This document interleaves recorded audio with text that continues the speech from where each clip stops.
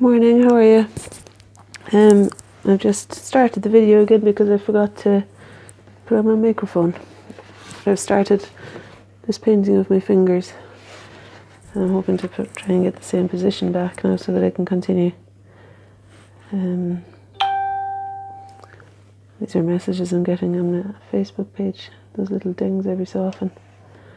Okay, so what I've decided to do today is to paint my hand. I was saying I'd get myself stationed here quite comfortably and then I'd kind of need to think, right, what can I paint from here so that I don't have to move.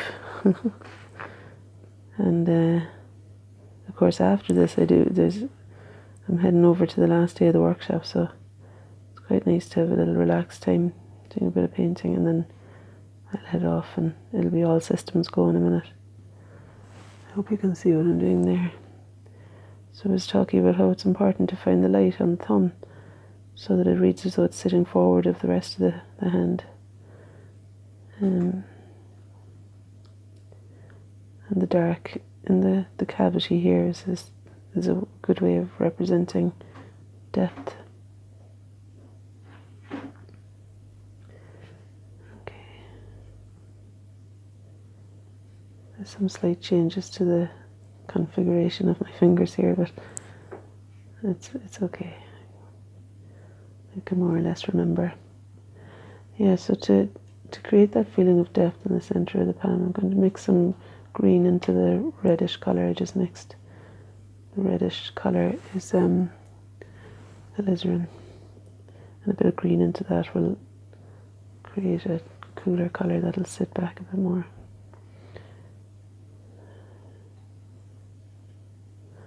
It's just quite nice to have a look at it's nice to have a look at all the different shades that are visible once you really begin to notice.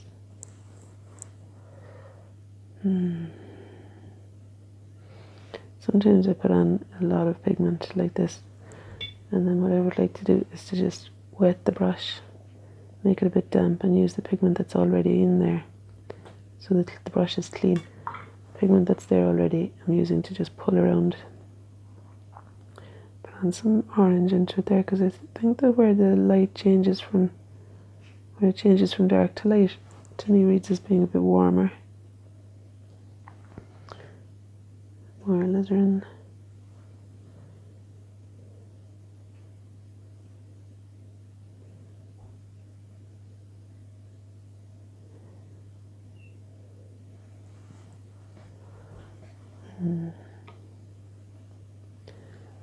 With my eyes half closed, I don't know if it's really that dark in there. But that brown that I've made seems to be a bit rich, and it's, again, kind of feels like it's coming forward. So I'm just going to leave it alone for a minute and work somewhere else.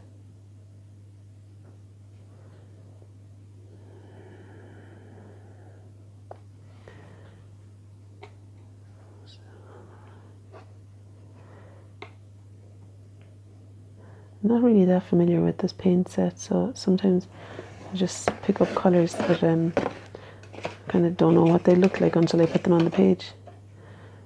And I guess, like I was saying in the workshop yesterday, it's quite nice to have that element of surprise, to make chance essential, as Paul Cleese says, to not be so sure of everything.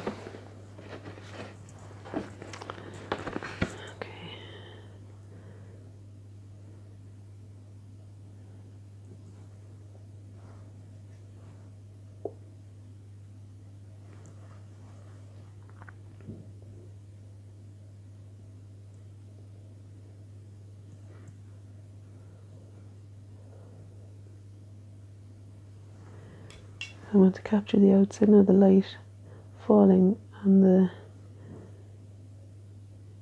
knuckles on this side. So I'm making up a clean colour, as clean as I can get in the palette I've got here. And I'm going to find the shape at the outside where the fingers meet, the space around them.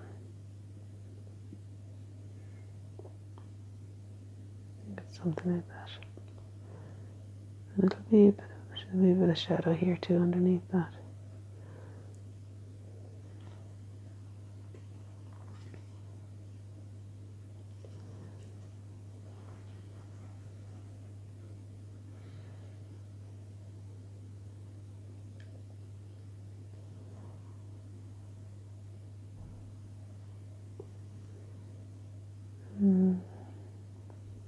Lily's got a birthday party today, and I think I need to go to the cash machine before work so that I can get her, before we go to the workshop, so that I can get her money to buy the present. It's party season at the moment. There's a few parties going on. Both girls have been ice skating recently at birthday parties. And there's another one on Saturday. Another ice skating one next Saturday. Right, so this lemon yellow is going to really read as different in tone and create a bit of light there. Now if you can see, I hope you can see what's going on.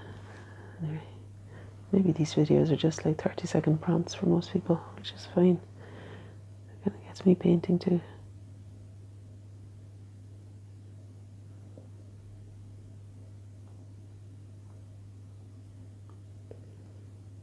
Okay, I want to get the length of